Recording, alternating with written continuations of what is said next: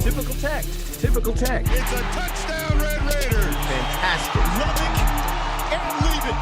And they hail from Lubbock, Texas. That's pure Texas Tech. Hello and welcome to another edition here of Typical Tech. My name is Robert Giovanetti, bringing you another episode where we fill you in on some of the happenings here, not only at Texas Tech, but in the city of Lubbock. We're proud to be sponsored by J. Ferg Roofing and Pros. They're a proud partner of Texas Tech Athletics. When it comes to roofing, construction, and plumbing, don't settle for anything but the best. Contact J. Ferg Pros, the best solution for your business or home. So we appreciate everyone who has liked or subscribed to us and given us 5-star rating. Keep doing that. We're going to put this podcast out every week, and we appreciate all of you that have followed along with us. We've got, I think, a great episode for you today. We're going to have the mayor of Lubbock. He is a Red Raider, Dan Pope, and we're going to talk to him in just a little bit. And how about Josh Young? Josh Young, the 8th pick of the Texas Rangers in the first round last year of the Major League Baseball draft. And Josh spinning his wheels out in Arizona trying to get ready for the hopefully some 2020 season. So we'll hear from Josh in a little bit. But first I wanted to tell you this story. Lori Brower of the women's golf team, she has a friend who's an ICU nurse over at UMC, and they're trying to make some masks. As we all know, there's a shortage of personal protective equipment for those on the front line, doctors, nurses, and others. They ran into a problem.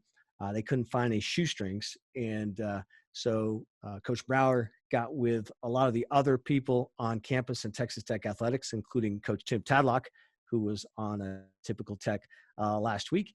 And they came up with some extra shoestrings. And you see a picture that we had posted on social media. Coach Brower just inundated with shoestrings from our different sports, our sports coming up, coming together to help out.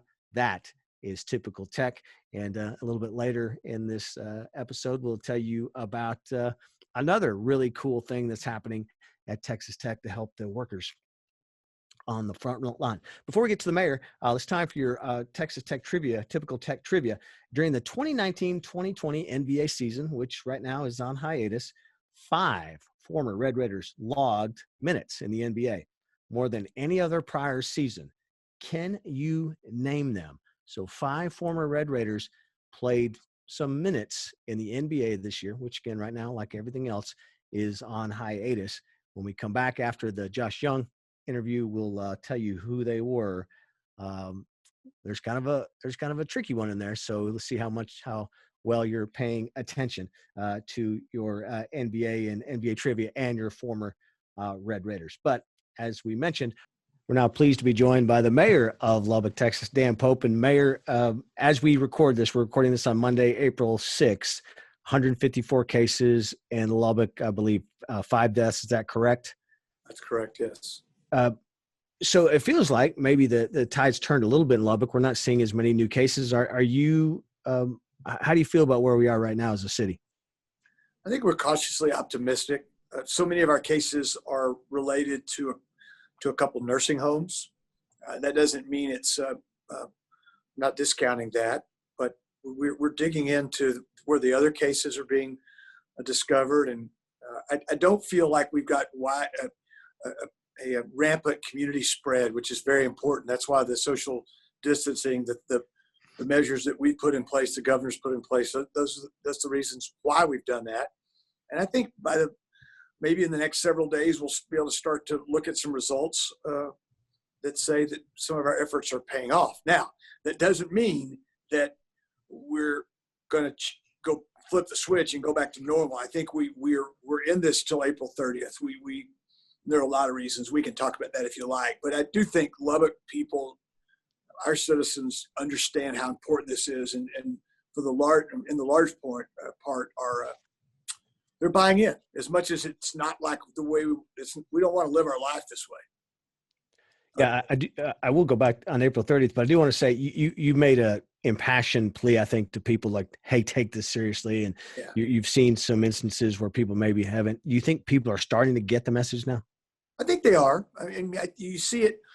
When you go to the grocery store now, it's very different. They've taken a lot of measures. That helps. That that's a new normal. In fact, United's meeting as we talked this morning to think about even limiting the number of people in their stores. They're doing this on their own. They're reacting. I think that's how this should be. But I think you'll see one-way aisles at your grocery stores and your big boxes. I think that's another way we can, try to keep this from spreading. This disease is this virus is easily spread person to person, and to the degree we can, minimize those interactions, the better off we're going to be. I'm interested to see, you mentioned April 30th. Do you think that's a date that could be extended even further eventually? Oh, I hope not, but it's so early to tell. That we continue to get more information every day. We learn more about the virus. 2 weeks ago, we didn't realize that the virus was so, could live on plastic for 72 hours, but then on paper, it doesn't last very long at all. It only lasts 3 hours or less on our clothes. It's mainly stainless steel and plastic. And so we continue to learn.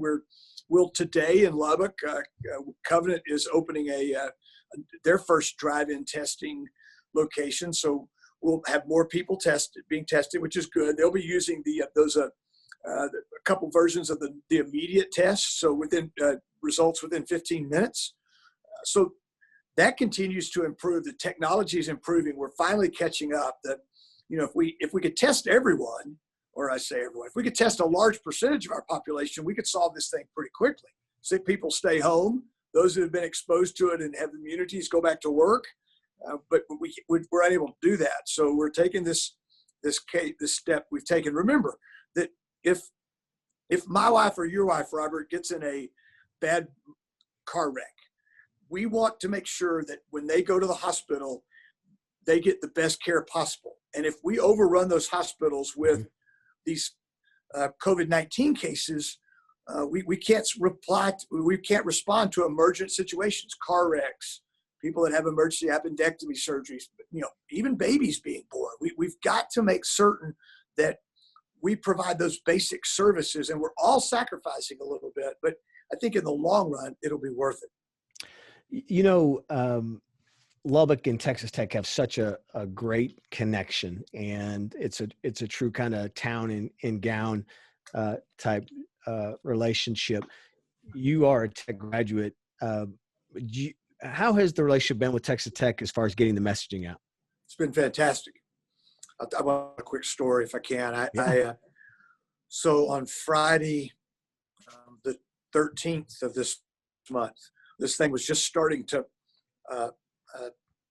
blow up. And in fact, I went back and circled Thursday the 12th. That's the first day that all my conversations focused on this. And now it's been however many days since then. That's all we've done. But I got a phone call from Deputy Chancellor Kendra Burris, and she said, can you guys talk for a minute? We need some help.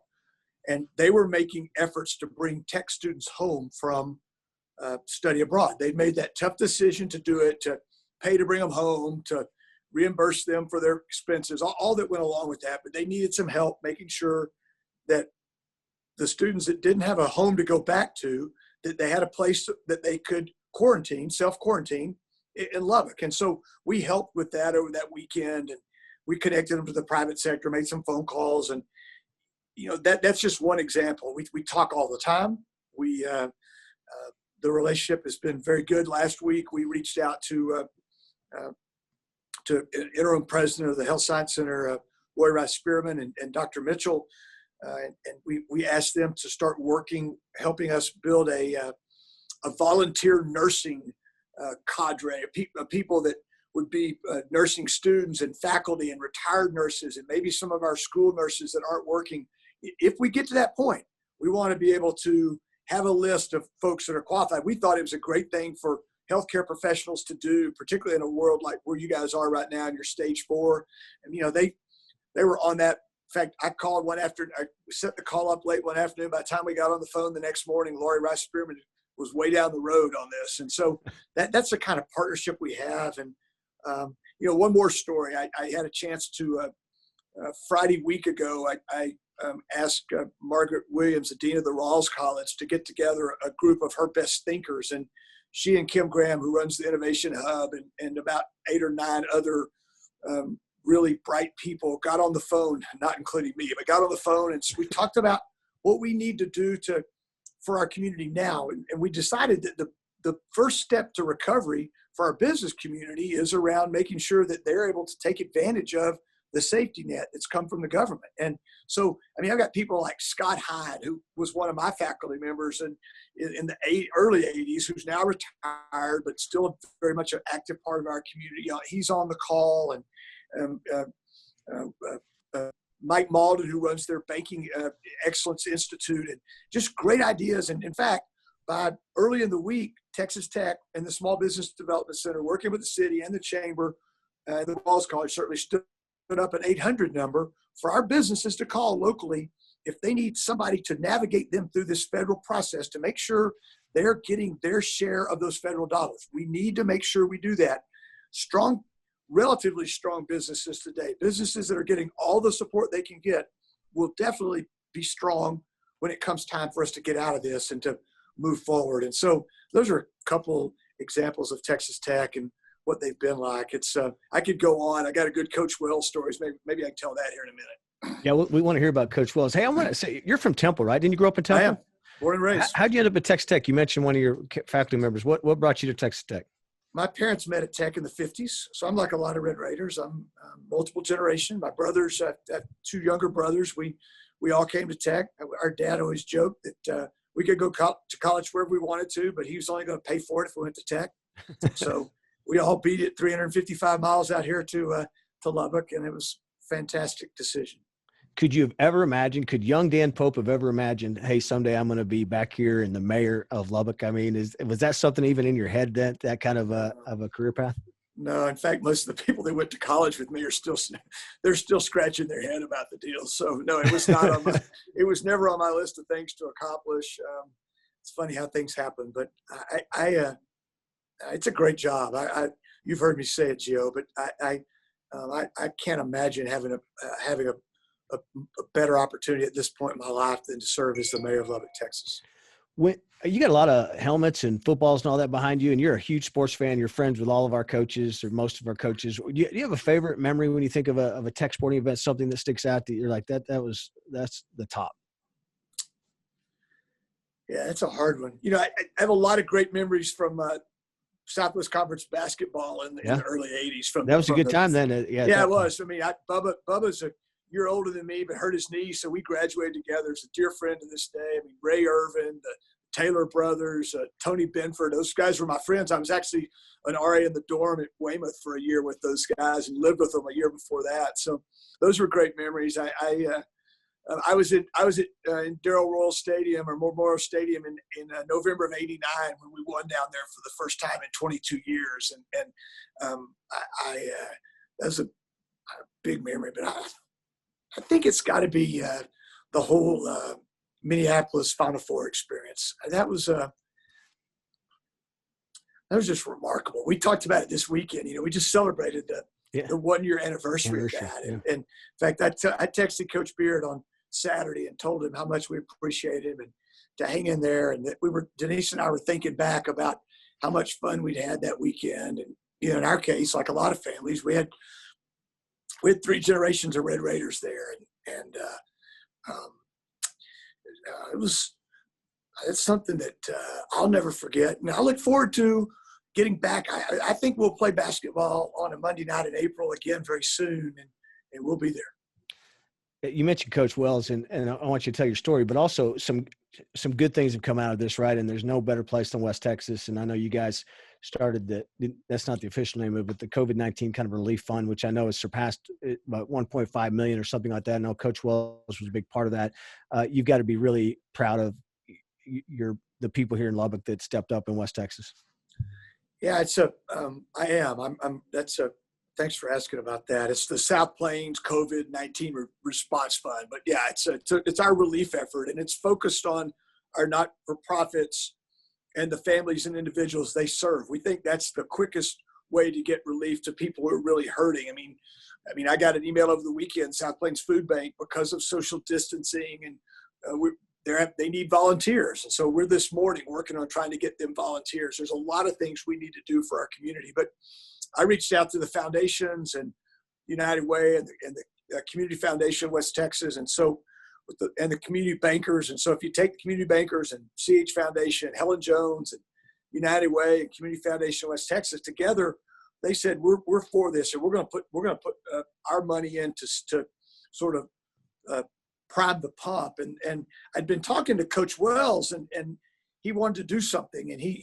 And so I said, I think I have an idea for you. And so he and Jen talked about it, and they made what was originally going to be a $50,000 gift. They came to the kickoff, and as we walked out, he whispered in my ear, he said, we're going to double our gift. We think it's that we feel like it's that important to our community. And then he called and said, I don't know if I need to tell people that. And I said, I know the press that Joe Paterno got for giving money to Penn State back in the day, or Coach Knight did to giving money to the libraries. I think this is on that same level and of same significance. And, we're just thankful for all the people in our community, whether they gave $5 or many, many more dollars. But I'm thankful to Matt and Jen for their leadership. And I think it shows the kind of people they are, and they love West Texas. Now, is that the Coach Wells story you wanted to tell, or you got something more? I think I'll stick with that one. That was it. I wanted to make sure, Coach Wells is he's known to be a little thrifty too. So I think it's important to realize that this is from his heart. And I was talking to his realtor, and we have a mutual friend. I called to check in on her over the weekend, and she was giggling but she was so proud of him. But she goes, he's about as tight as anybody I know. And I said, well, you should know, because you know a lot of coaches. And anyway. That's interesting. Hey, before we let you go, and I know you've got your family to take care of, and you've had a very successful business career. So as you think of what we're going through now, and you're worried about everyone in the city and the businesses, how challenging has this just been for you personally? Well, there've been a couple of days that have been really challenging. I think the decision to close down what they call non-essential. I think all business is essential, but I think, I'm a business guy. That was a really, really, really difficult decision. That was a punch in the gut. I think every Sunday's hard for me because the fact that our churches aren't open, and we're having to worship a different way. And I think we've adjusted to it, but I generally, we've handled this very well. I've got, my wife's been fabulous through this. I get the faith community's been unbelievable. The preachers, I have a preacher that'll call and want to pray on me or over me. This morning I showed up at the office, and I'm here because I find myself needing to be at the office. And one of our churches, Church on the Rock, had sent, unbeknownst, they sent to our senior staff up here, the folks that are still working and communicating and, working with our health department and our legal folks, they'd sent us breakfast this morning. And it's the kind things that are done, and the people that reach out to say thank you, even the people that don't agree. I got two barber friends who we've closed their barbershops down. And I still hear from them saying, stay the course. We're doing the right things. We appreciate your leadership. Those things, they affirm you and they bolster you. And I'm thankful for the prayers and the words of support. I know we're far from perfect. I'm sure we'll continue to make decisions that people will look at and say, hey, are they sure?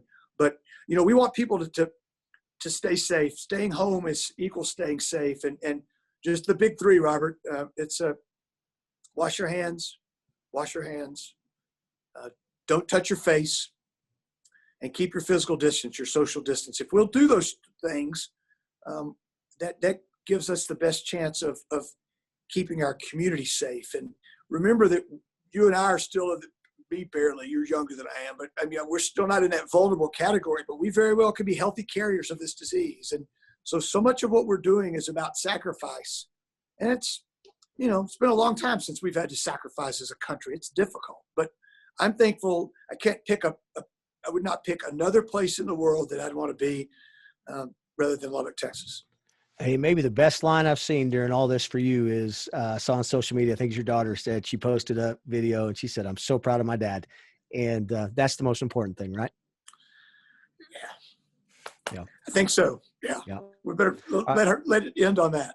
Mayor Pope, you're doing a great job. We appreciate it. Talk to you Thanks, down the Skip. line, and hopefully we're all Appreciate it. gathered out at Jones Stadium sometime I'm this ready. fall. I can't wait. I want to run in with the horse. Okay. Thanks, All right. Robert. Thank you, sir. Thanks for your time. We'll be back with Josh Young here on Typical Tech. J. Ferg Roofing Pros. Knowing that your communities have turned to J. Ferg Roofing Pros to roof your schools, churches, and hospitals, you'll find comfort at home living under a J. Ferg roof. If you want a quality roof from a local company who will be here after the storm chasers are gone, call J. Ferg Roofing Pros today. Don't just get a roof, choose a J. Ferg roof. The best solution for your business or your home. J. Ferg Roofing Pros. Welcome back to Texas Tech. We're now joined by former Red Raider third baseman / shortstop, now Texas Ranger, Josh Young. Josh, where are you coming to us from? I'm out in Arizona right now. Yep, surprise, Arizona. So you're out there getting ready for what you thought was going to be spring training. So Yeah, we don't know what it is right now. So what are you doing? How are you spending your days? Do whatever I can baseball-wise. Shoot, from hitting socks into a wall to throwing like little like either a lacrosse ball or shoot, I can't even think of the name of it right now. Just little bouncy balls against the wall for defense. I mean, what else can you do right now? I'm not allowed to go outside. I have to stand in a line just to go to the store. So I don't know what the point of that is, but there's nothing you really can do. Lots of Fortnite. I haven't gotten any better, so I still suck, which is unfortunate. But So I'm just trying to find competitive edge somewhere. Yeah. And like let's say Fortnite, I try to play, and I just get frustrated because I'm not good. So there's no competition there. I've actually picked up playing pickleball, which is kind of fun. Yeah, Go Coach Yost compete a here. little bit. Coach Yost here at Texas Tech football. His wife and his wife are big pickleball players. So you're kind of joining. Really? You're joining this new revolution. It's actually a lot of fun. Yeah. I have a blast. Do you do things? So do you have roommates? Are you there by yourself? What's the setup? So a lot of guys went home. So we're like there's rules, stipulations where we're in a dorm right now. And the crazy thing is there's only each dorm room, it's like a suite. So it has like 2 beds per room in the suite. So there's 2 rooms and then like a big little common area. And for the most part, there's 2 guys per suite right now. It's like 1 in each room, but I'm by myself. I got lucky. Oh, wow. That worked out So I'm just nicely. hanging out. Yeah. How big is Surprise? How many people are there? I don't know. It's not huge. Definitely not huge. Like if I want to go to a mall or something, which I mean you wouldn't right now, but like normally I'd probably go to Phoenix or Scottsdale, which is like 30 minutes away. Okay. So we were talking before that we don't know is the uncertainty really getting to you a little bit? You don't even know if you're going to have a season this year. Yeah, it's crazy. There's rumors of no season. Would you think of it from like a player's perspective? Like let's say maybe last year a contract for a guy in the minors or even the big leagues at this point. Last year the contract maybe was thinking this is my last year. I can either make it or break it right here. Now they're not even getting that opportunity. So much emotion is going into this right now. And then it's just one of those things, nobody knows what's going on. They tell us one thing one day, the next day it changes, and you're just literally flying by the seat of your pants. Like you don't know what you're doing. So you try to stay ready. You try to keep your body ready, but it's literally like we're getting paid now. So it's like you get a paid second off season. How do they contact you guys? Do they do a mass email or somebody call you? How are you getting your information? Right now we have a Zoom call every single day. Oh, wow. So Yeah. they keep you locked in. Are you able to go like to a cage or something, somewhere you can hit every day, or how you Mainly hitting socks into the wall.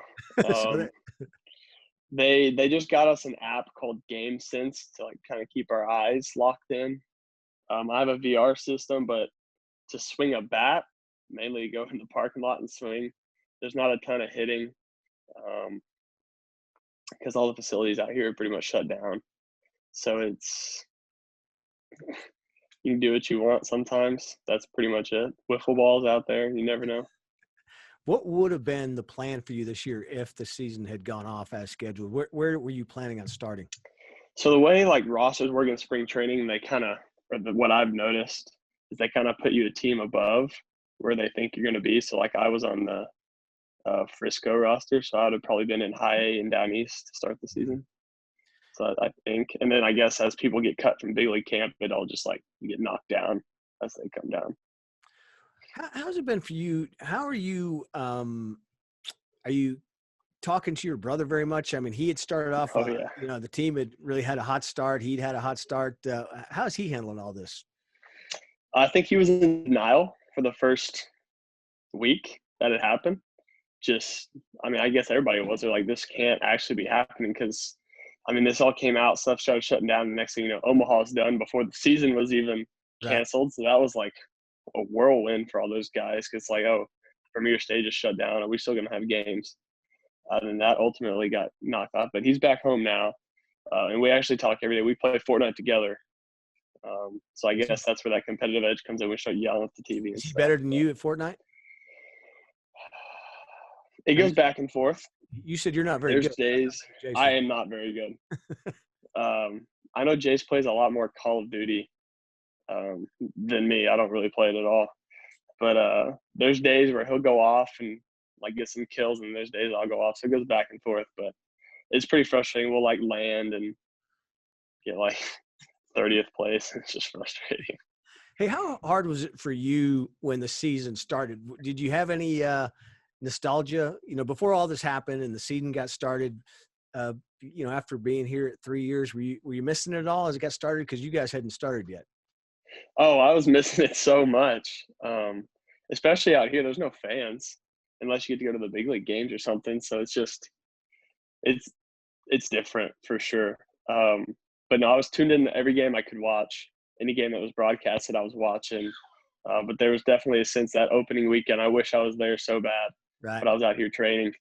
But yeah, I miss it a lot. Does he call you for any brotherly advice? Do you give him any advice? We talk all the time, especially when they were playing games. We would talk baseball. But a lot of our relationship is literally not to talk about baseball and just like have that little release, especially when you're going at it every single day.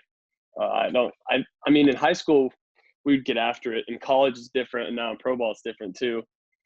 So we like learn from each other because you're going to go through different stuff at different times.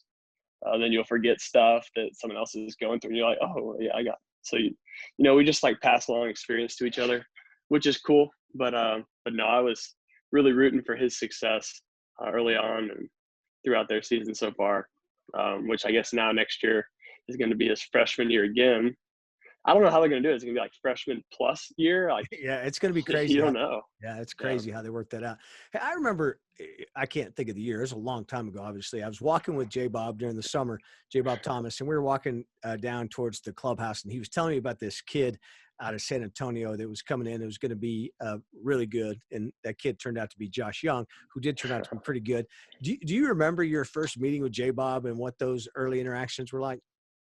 It was in Georgia at a perfect game tournament. We're playing a game, and I think the first coach to actually see me was Coach Hayward. He saw me pitch, crazy enough. He saw me pitch, and then so I guess it was pool play. We had a game. I pitched, and we had to go over to another field, play another team. And I think we ended up playing on this, like, really small field. So, like, balls were leaving the yard left and right. And I'm pretty sure after the game, J-Bob was like, okay, because our team was pretty salty. We're pretty solid. And J-Bob came over after the game and was like, I want your whole infield, which was pretty cool. But that was the very first time I ever talked to J-Bob, was after that game.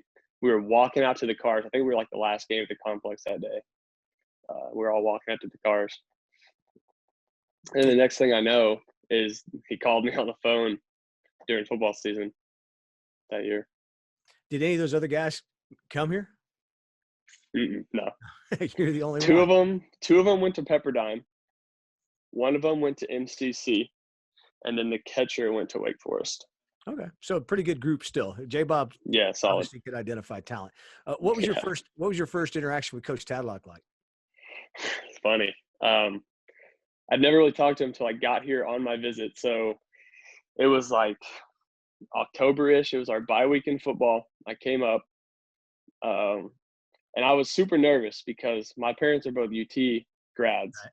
They bleed burnt orange, and on the back of my dad's pickup is a Longhorn symbol, a little metal tag thing. So when we saw him driving up on the golf cart, I was like, "You got to stand in front and hide that thing. I don't want them to see that." So I get out of the car, Tadlock's there, and the very first thing he ever said to me was like, "Oh, you're tall." I was like, "Yeah, you're not super tall." But that was our first interaction. And then we got on the golf cart and they started driving us around campus. But yeah, I remember that explicitly because I was like taken back. "Oh, you're tall." Yeah. And I'd never really seen Coach Tadlock before. So yeah, it was a weird intro, but it's a good story looking back now.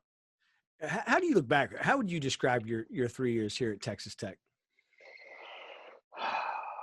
They were fun. The group of guys that I was around pretty much every single year felt like a really, really strong group of guys. I felt like my freshman year, Hunter Hargrove, Ryan Long, all those guys really took me under their wing. Especially I was locker mates with both of those guys. They really took me under their wing. And the crazy thing was Hunter and Ryan had both played third the year before on that team to go to Omaha. And then I come in and they both moved positions. So like there could definitely be some like bitterness in that. But they both took me under their wing and like we just ran together. Another one of my really good friends freshman year was Jacob Patterson. And then you had Orlando that played next to me. Mike, he was a junior, and then he ended up coming back. But just that group of guys was so strong. And then the next year, playing with Grant and all those guys, that was so much fun. We had all the JUCO guys come in, and you just get really close with all these guys like Zach Reams, Cam, ran with Cam for 3 years, Brian Klein. Like you just get close with all your teammates, and you don't really get that but in college. And I guess everyone says like once you make it to the league, it gets better because in the minor leagues it's more of a dog eat dog world. Like everyone's competing to move up levels, and like it doesn't matter what position you play. Like if they need you, they're going to move you up. So it's like you become friends with everybody, but at the end of the day, it's cutthroat, and you want to perform better than everybody else. Whereas in college, it's more of, okay, what can we do for the team to win today? But how would I describe this? Just unbelievable. I felt like every single team should have been in Omaha, even though we lost freshman year in our own regional. Oh, that was a sliding past third base incident. Oops. Yeah. But no, I had such a blast. The fan base was great. My whole world literally was right there on the baseball field. The only time I would literally leave that area was to walk to class, to the MCOM building. Because, I mean, we ate right there. Marshall Shopping Center was right there. The weightlifting, I guess we were at the rec the first year and a half. And the second year and a half, we were over at the new building. But there's really no words to overall describe it. It was just a blast. Everything about it was just so much fun. Which of those teams was the best, 17, 18, or 19? Man. I truly believe we went the furthest last year. Right. Further than any team's ever gone. Right. The year before that, we'd gone, I guess, maybe the same as the 16 team, but we won our first game. So that was different. I always say our 17 team was legit and our strongest just because I think we were the oldest. And then I truly believe if Gingery doesn't get hurt in 18, like we're playing for a national title that year. So it's hard to say because Gingery got hurt. Oh, man. I'd probably have to say 18 was our strongest team. But I think all three teams would have given you a run for your money. Like the way guys stepped up every year, like Klein freshman year didn't play a lot. Sophomore year role player, played second base a little bit, played outfield. Junior year goes off. Like it seemed like every year there was new guys like Cam, role player, sophomore or my sophomore year, his junior year, senior year, goes off for almost 20 homers. Like Yeah. Zach Reams, my freshman year, hit okay, and then his last year, his senior year, so my sophomore year, goes off in the DH role. It's just like every year it seemed like somebody stepped up, a lot of guys stepped up, and ended up getting us to our goal.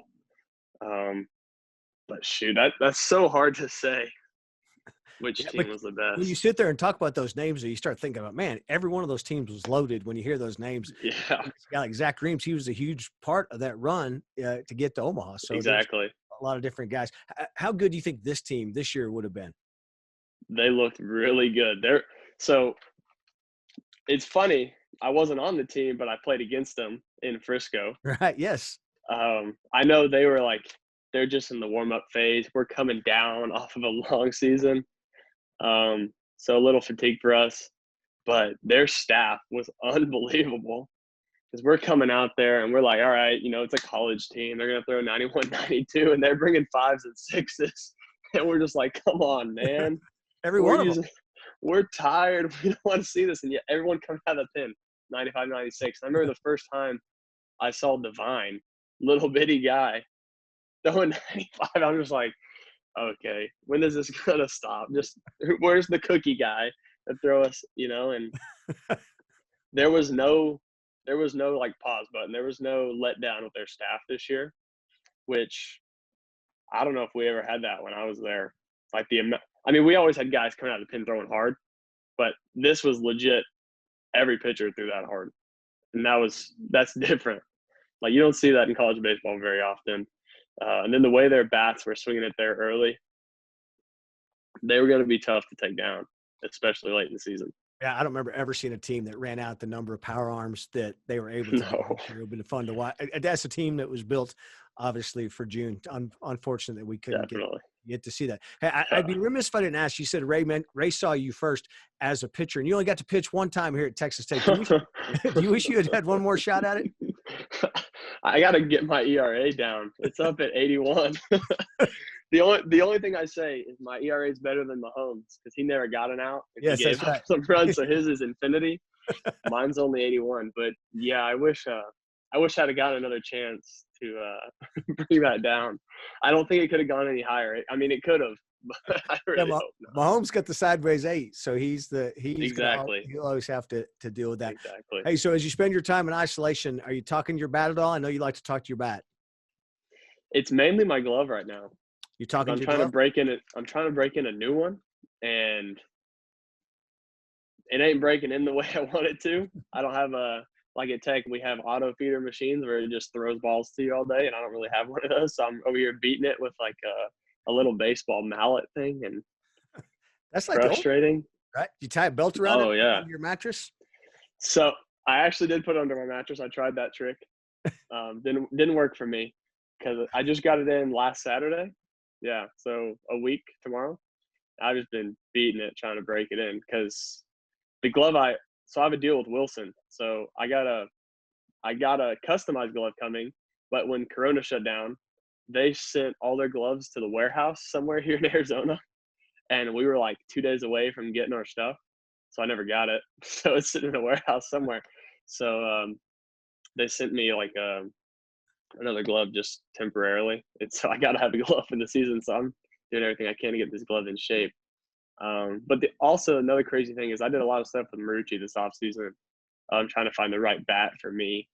And so I have a lot of bats. I don't just have one baby. And then the one bat I was using in spring training, I broke during BP. And that was really frustrating. Didn't really have that problem much in college, right? It's hard. I mean, you can break those bats, but Right. you don't break them very often. But like you do, Never. you're probably going to break a few. I don't think I ever broke a bat in college.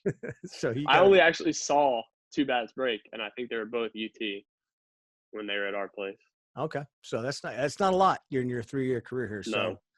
all right. Well, I hope you can stay healthy, keep yourself entertained, get better at Fortnite. Right? You got to get better at Fortnite. I'm trying.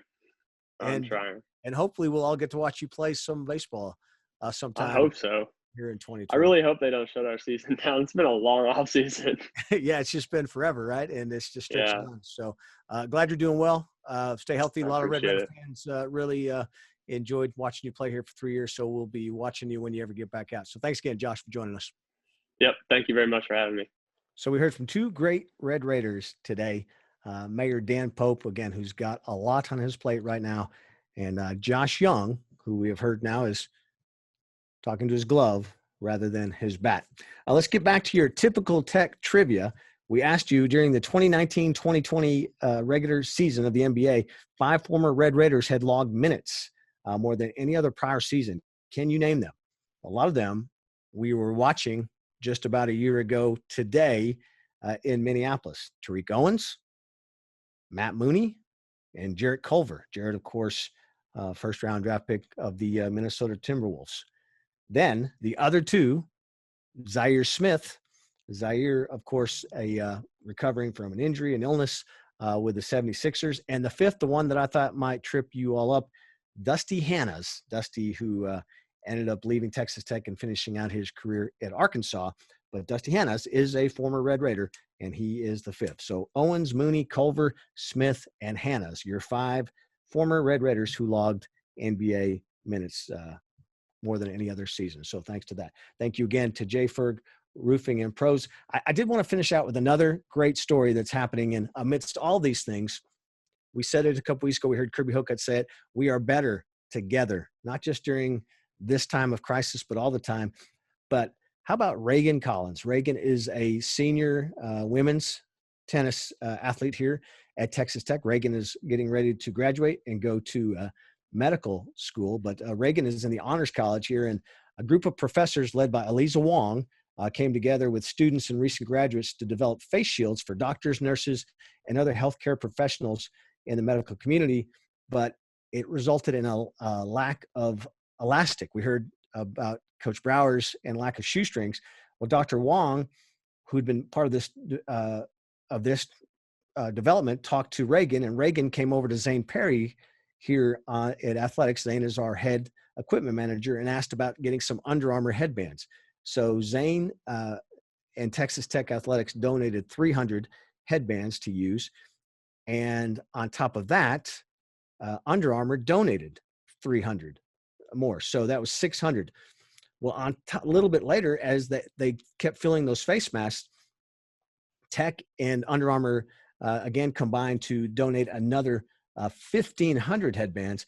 And according to Dr. Wong, which means that Texas Tech has helped make more than 2,000 face shields for nurses and doctors. And so not only Texas Tech, but Under Armour, again, together, we are better. And that is Typical Tech. I'm Robert Giovanetti. We'll talk to you next week. It's Typical Tech. Typical Tech. It's a touchdown, Red Raiders. Fantastic. Lubbock and leave it. And they hail from Lubbock, Texas. That's pure Texas Tech.